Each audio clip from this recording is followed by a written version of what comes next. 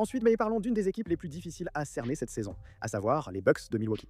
Je me suis lancé là-dedans en me disant, d'accord, essayons de trouver un 5 de départ pour eux, n'est-ce pas? On sait que Turner, Kuzma et Giannis seront dans le front de courte, c'est certain. Tu veux deviner les options actuelles pour le backcourt à Milwaukee? C'est difficile à dire. Finalement, j'ai choisi Cole Anthony et Gary Trent. Voilà les options que j'ai choisies pour le backcourt dans le 5 de départ à Milwaukee. Sur le banc, il te reste bien sûr Bobby Portis.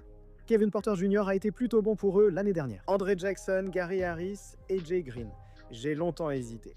Plusieurs joueurs débuteront dans le backcourt cette saison en raison des confrontations ou des blessures.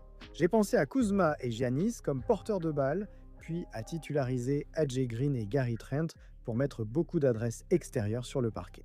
Finalement, j'ai choisi une composition plus classique avec Karl Anthony à la main, mais il ne serait pas étonnant qu'il finisse l'année avec Turner, Kuzma, Giannis et 2 shooters comme AJ Green et Gary Trent.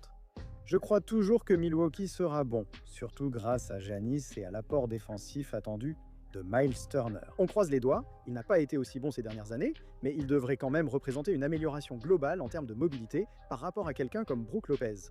Je les ai donc placés 6e dans la conférence, ce qui paraît toujours étrange pour une équipe avec Giannis et d'autres bons joueurs. Ça surprend de les voir si bas dans une conférence peu relevée, mais je n'aime pas Kuzma. Je trouve Turner souvent surestimé et leur Les options à l'arrière sont... terrible. Et personne n'est vraiment emballé par l'entraîneur non plus. Je les ai mis 6e dans la conférence. Tu pourrais littéralement me dire que tout peut arriver. Tu pourrais me dire qu'ils terminent 12e et que Giannis est échangé au milieu de l'année. Tu pourrais me dire qu'ils sont dans le top 3 parce que Giannis est tout simplement aussi fort. Mais pour l'instant, je les ai à la 6e place.